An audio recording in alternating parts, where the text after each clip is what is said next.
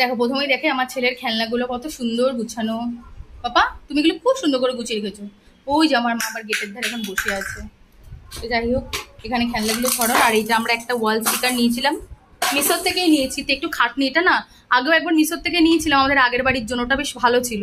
এটাও দেখতে সুন্দর, বাট অনেক স্ট্রাগল করে বড় ওঠালো। মানে এই যে এইখানে আবার এখানে আমার নাইটির মধ্যে আটকানো।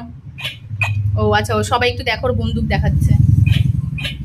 তো স্ট্রাগল করে এটা উঠাচ্ছে। তো পুরো আটকিয়ে নিই, তারপর তোমাদের দেখাচ্ছে।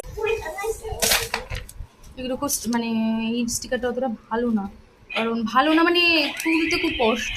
এই যে আমরা আটকিয়েছি, তো অনেক কষ্ট হচ্ছে বুঝলে। আমাদের ফটোগুলো নিচে এখানে একটা জায়গাতে একটুখানি ভাঁজও পড়ে গেছে, কারণ লাগানো যাচ্ছে না ঠিকঠাক করে।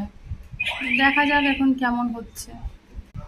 তো এই যে আমাদের লাগানো কমপ্লিট হয়ে গেছে, শুধু এইখানে একটু একটা ভাঁজ পড়ে গেল, এইটাই।